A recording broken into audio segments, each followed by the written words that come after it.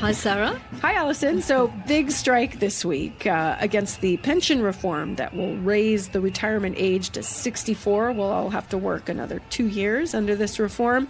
Unions promised to bring France to a standstill. France didn't completely shut down, however, although lots of schools were closed, and they still are as teachers went on strike. Lots of disruption to metros and trains. Oil refineries were blocked. Yeah, I mean, we're really seeing a big standoff here between all of the unions, which is rare. They're all in agreement on this. Also, a lot of the population versus President Emmanuel Macron, who has really vowed to push through this reform. Yeah, it's become almost a point of honour for him. The bill is making its way through Parliament as we speak. Macron will have the final word, though, because the government can still force the law through using a special constitutional tool. Yeah, although will they dare to do that for such a huge, controversial and issue that really impacts everyone? Yeah. We'll have to see. And in the meantime, unions are refusing to back down. They've scheduled further strike days on the 11th and 15th of March, so the tug of war continues.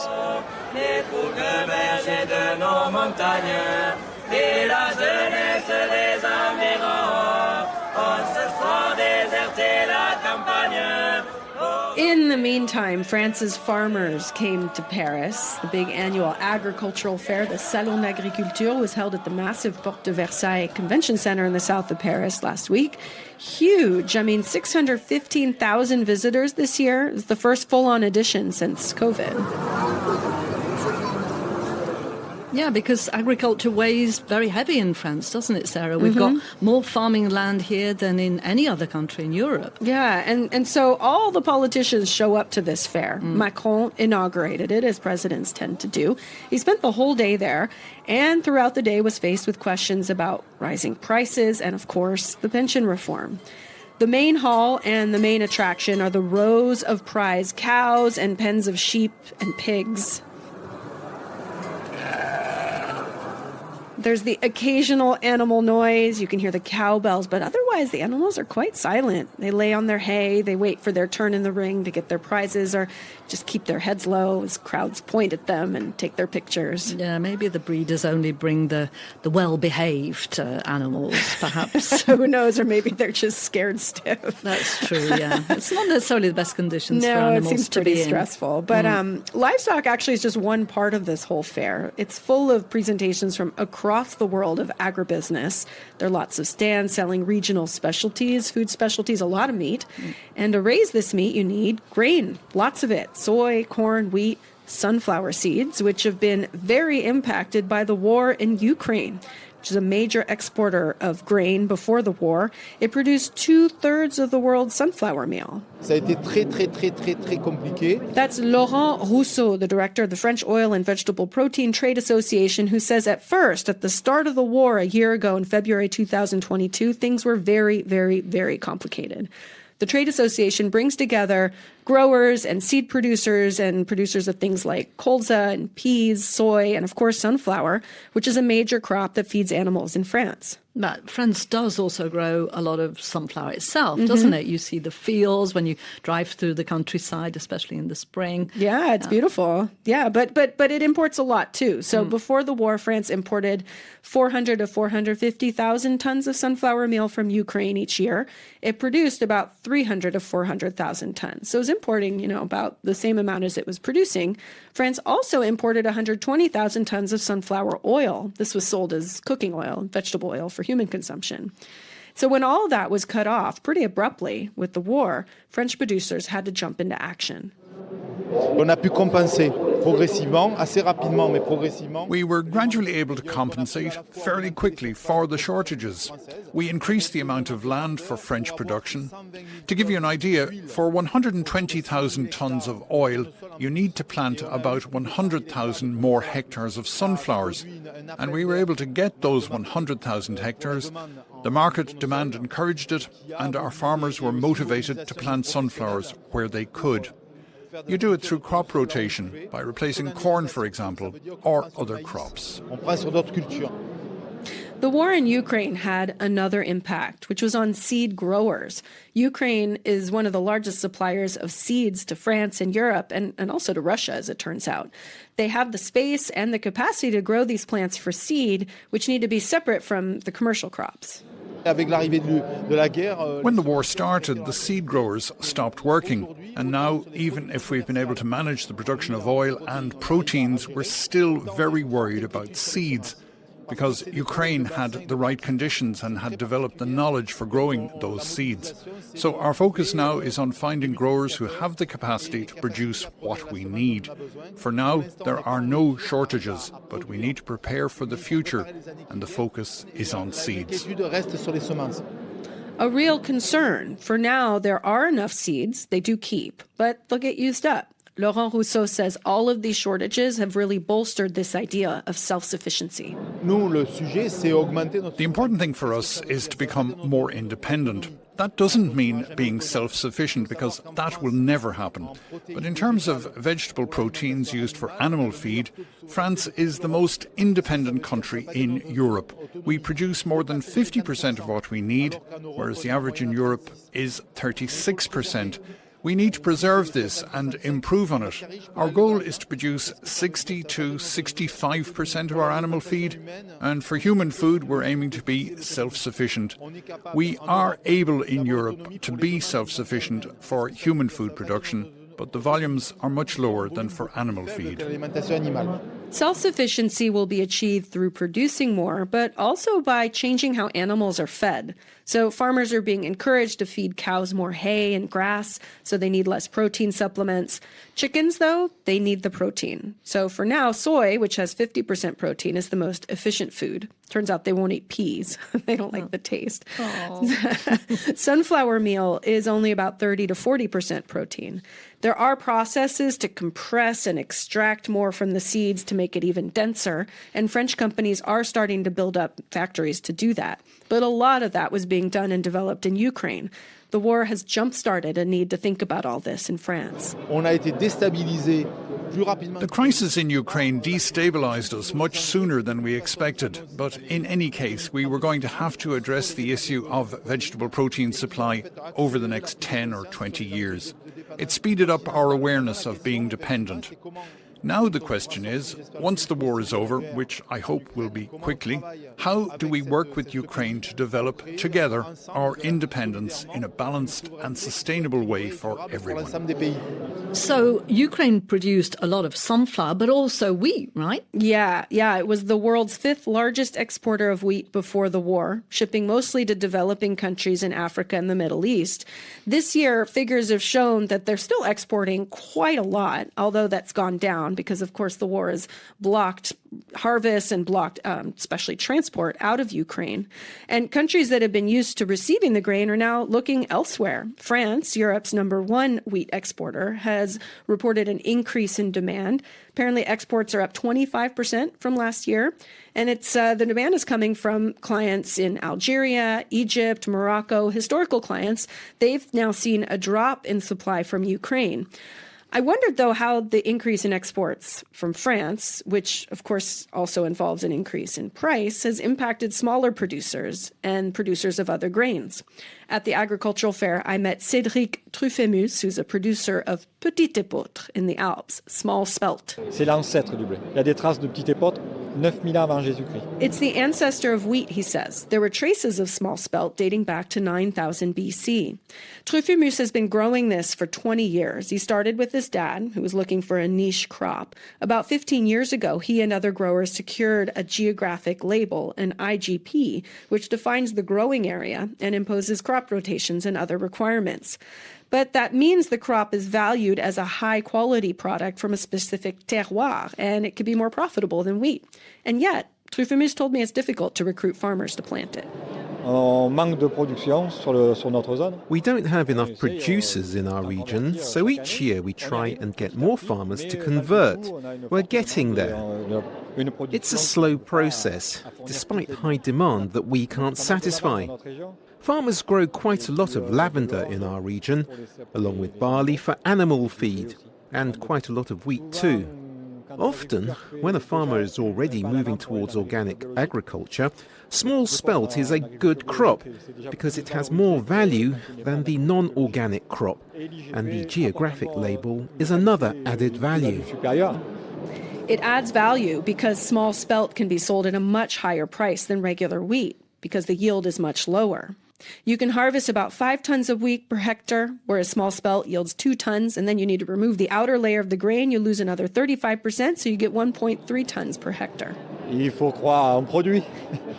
You have to believe in the product, says Truffaut. It sells for quite a lot. Wheat goes for 500 euros a ton. Small spelt is 2,300 euros a ton. So 4 or 5 times as much for 3 or 4 times less. Not a bad deal. Truffaut sells more than 90% of his production to a mill, which turns it into flour for bakeries. The sector is well developed, so we can sell anything that is certified from any producer who wants to get involved. Truffaut says the Ukraine war hasn't really affected him and his fellow producers, as it's much a smaller scale agriculture there, though you can't help but wonder if the wheat shortage and disruption of the market is making regular wheat just that much more interesting. In any case, what is interesting about small spelt is its self-sufficiency for farmers. This grain doesn't change. It has never been modified, so I can harvest my seeds for life. Whereas if you take wheat, which has been genetically modified, it will change over time. It will no longer be wheat, but another grain. The fact that small spelt doesn't change is a big advantage. It allows us to keep this grain in our region. We only grow small spelt from seeds that came from this geographic zone. Monsanto won't be coming through here.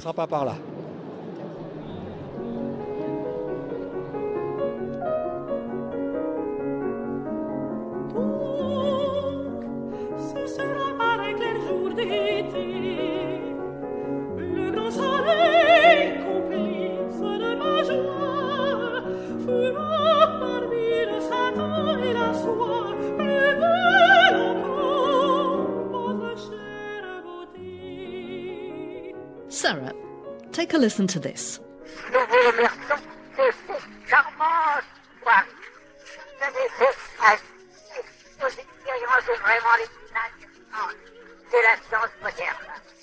So a challenging listen. Wow, but yeah. Here's what he said. Thank you for a wonderful evening. We've been able to admire the most interesting experiments modern science has to offer. Wow. I'm impressed that anybody can understand that was. But Well, I saw the transcript. Of course. Yeah, but who's talking? Well, that voice is French historian and philosopher Ernest Renan. He's a big 19th century thinker. He was born 200 years ago last week on the 27th of February, 1823. But before we get into why he was important, I thought it was fun to hear a bit of that recording because it is one of the earliest audible sound recordings in France. Sort of audible. Well, I mean, he is saying words and you can hear it's a man. Right, and you can hear it's a human voice, whereas some of the really early recordings, it just sounded like warbling. Sure. You know, so at least we know it's a human being. Right. So the recording was made on the 17th of February, 1891 by none other than the engineer Gustave Eiffel. Tour Eiffel man. Exactly. And it was recorded on a phonograph, so that's the early record player, which was given to him by the American inventor Thomas Edison. And that was during the Universal Exhibition in Paris in 1889. So how did that recording get made? Well, Eiffel had got into the habit of showing off the phonograph. It was the only one in Europe at the time to his friends and family when they came to visit him on the 3rd floor of the Eiffel Tower. So he would record their voices and everyone was amazed and excited by this, not least Renan, who was fascinated by advances in science. Right, but he wasn't a scientist? No, he started out in the church, in fact, and he ended up developing a more historical and scientific approach to the philosophy of religion, which became his thing.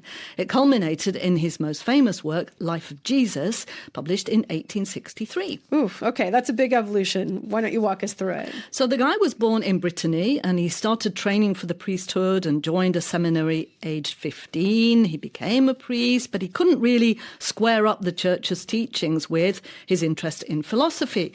He left the Catholic Church in 1845, although he didn't lose his faith. He was also a gifted linguist, proficient in Latin and Greek, but also Semitic languages, Hebrew and Syriac. So all of this allowed him to study ancient texts, including the Bible. He then turned to teaching and research, and in 1861, Napoleon III appointed him to head up a French archaeological mission to Syria and Palestine. And he started looking for material and inspiration to finally write the biography of Jesus that he'd been wanting to do.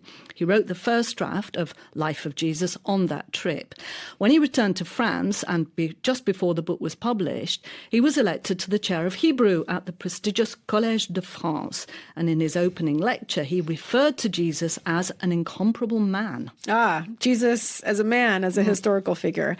I imagine Catholics were not very happy with this. Not at all. The Catholic scholars at the college used what he was saying about Jesus against him, suggesting that, he was a closet atheist. They got him suspended. The book was published the following year, and it did indeed present Jesus as entirely human. It also rejected the miracles of the gospel, and it showed how Christianity had developed through the ages, really through popular imagination. A scandal for the church. Yeah, and for the royalist Catholic right. Even the Pope weighed in, perhaps not surprisingly. He called Renan the European blasphemer.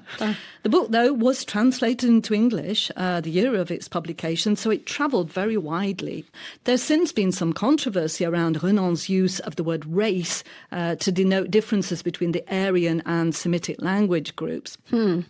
What else was he known for? Well, in 1882, he gave a conference at the Sorbonne entitled What is a Nation? He was speaking against the background of France's defeat in the Franco-Prussian War, which led to Germany annexing Alsace-Lorraine in the east of France in 1871. In the conference, he said, "The nation is a soul, a spiritual principle. One lies in the past, one in the present. One is the shared possession of a rich legacy of memories. The other is a present-day consent, the desire to live together, the will to continue to value the heritage we have received." In a way, he was contrasting this to the German model, which is more essentialist, if you like. It's founded on language, culture, religion and race. So for Renan, being French had a lot to do with the desire, the want to be French and to adhere to certain values, I guess. I mean, there comes the idea of assimilation from there, right? Like shedding your previous identity and becoming French. Yeah, and his conference, which was then published as an essay, is still widely circulated in France today and read. It's the heart, really, of this notion of the French national pact, this idea based on the will of the people to form one indivisible nation, which is referred to in the French constitution. But that notion is now increasingly contested in France nowadays, not least by the far right.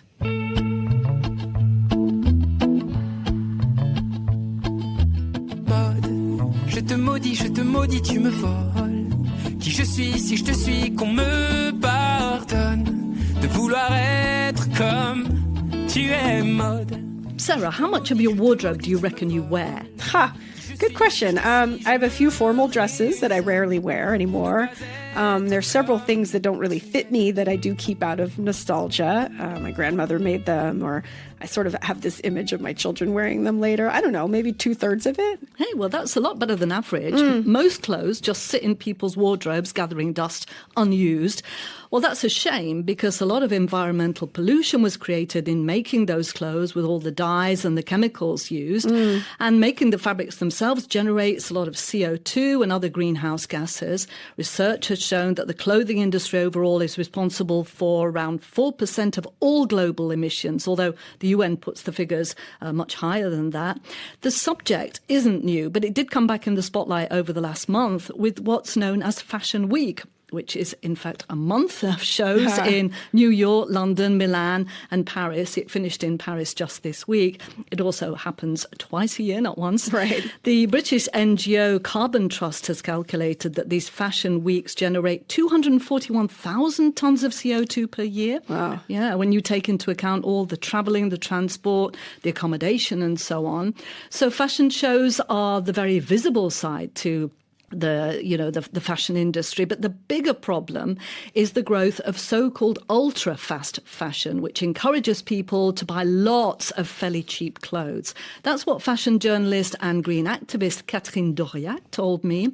As country coordinator for the global NGO Fashion Revolution, she's campaigning to ensure that fashion has a bright and sustainable future. I remember during the COVID, there was no fashion week, so everybody made films. So without having all the transport and all the CO2 generated through that. The CO2, I think this is an obsolete way to show clothes. Fashion Week in Copenhagen is being lauded as a model of sustainability since around 2020. Its president, Cecilie Thorsmark, she's introduced rules that participants have to apply in order to take part in the show. For example, at least 50% of the fabrics used in their clothes have to be from sustainable or recycled resources. Could that be influential on Paris Fashion Week?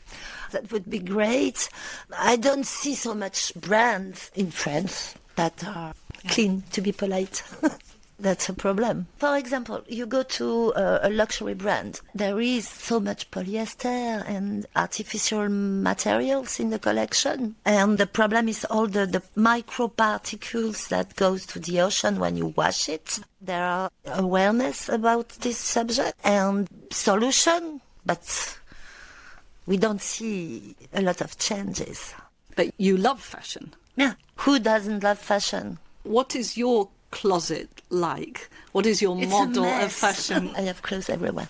Yes, I can see, because we're here in your home here, and indeed you have clothes around. And books. And books, yeah, and 2 cats. And 2 cats. But I mean, do you buy second-hand? Do you buy new? Alors, I don't buy a lot of clothes for the moment. I have enough clothes. I have clothes for 30 years. I wear them still. Today I have a pullover on me. I bought it in September. It was my only purchase of last year. I use everything I have. That's not the case for a lot of people, right, in France? We use 30% of our wardrobe. We are always wearing the same clothes. We should be not buying so much. No. The first problem is overconsumption. Is this the way forward then? We need to buy fewer clothes? Yes. Buy less but better. Make it last. So repairing is a big deal. Better than everything else. You have to know how to repair your clothes. How is France doing on that front? Are people getting into the idea of repairing their clothes, of buying a bit less, or is this fast fashion model still the main one? Fast fashion and ultra fast fashion now with Primark, Shein, Boohoo. So these are very cheap brands that people buy online. Very cheap, with social issue, environmental issue, toxicity in the clothes, because the clothes is all polyester and the dyeing is toxic. In the clothes industry, they use 8,000 chemical products. 8,000. So you can imagine the problem with people else. The one who make our clothes, but the one who buy the clothes and wear them. That's a big issue now for the moment for the public health. So this ultra-fast fashion model, you want France to move away from that. What are you doing to try and help in that process? We give masterclass, we give information on our Instagram accounts. Besides that, we have repairing workshop. We also have lobbying actions towards the politicians who are making the laws. Is anybody listening? I think so. Now we are going to the high schools or fashion schools, business schools to give masterclass to make the students aware of the problem, the issues of the industry. But it's not enough. And there is a lot of greenwashing also. How big is greenwashing then here in France? For example, there are many studies about what the citizens want, how good they want to be and buy well and so on. But in fact, what are people buying? Fast fashion. Fast fashion, know that the citizens are aware of the issues. So they all make small collection with better materials, better procedures, but tiny collections. And the rest of the collection are bad. So how can the consumers buy well? I don't know. Maybe second-hand, but what you find in second-hand platforms, it's 80% fast fashion now. People now, they want low cost. Now, because of the cost of living crisis. That's a problem. So... What about recycling, Catherine? Because there was a scandal not very long ago where there were literally mountains of clothes found in landfill in Ghana, in West Africa. In Ghana, in Chile, everywhere. Because when we recycle our clothes in France, there is only 1% that will be resold in second-hand shop. All the rest is going to, not all the rest, but the majority is going to African countries from Europe. And they are resold on the market there, but polyester garments are not suitable for the climate, so they throw it away. And that's a very huge problem because a dress in polyester will take 200 years to degrade. So recycling, not the solution? Not the only solution, no. Why so much clothes? We are producing 150 billion piece of clothes per year for 8 billion humans. Half of that 8 billion doesn't buy clothes, and the other half buy second-hand clothes. So why so much clothes? The most ecological garment is already in your wardrobe. You think that the future is wearing what you've already got, right? That's it. Shop your closet. There are plenty of things in your closet. If you don't want to wear it again, if you change your size, just swap it with your colleagues and friends. It's fun. Tell me, because you've been in the fashion industry so long, how hopeful do you feel today that it's moving in the right direction? There are professionals that gather together to think about it. In France, we have this big association called En Mode Climat, for example. Fashion Revolution, we signed their charter. It's professional, so it's industrials, weavers, brands, fashion brands. They put all their effort to make things go better. We have a lot of small brands with another group called UAMEP, Une autre mode est possible, another fashion is possible. We try to work together to make things change, but the big brands, the big luxury or not luxury, fast fashion, ultra fast fashion, have the market. They sell 95% of the clothes, so... It's David against Goliath, but at the end, it's David who's winning, so... Keep up the fight. Keep on the fight, yes. So that's it for the show. This episode was mixed by Cécile Pompiani. Spotlight on France is a production of Radio France International. We'd love to hear from you. Why not send us an email at spotlight.france@rfi.fr. You can find us on Instagram, Spotlight on France, and find previous episodes at rfienglish.com or wherever you get your podcasts. We'll be back in 2 weeks' time on Thursday, March the 23rd. Bye-bye, Sarah. Bye, Alison.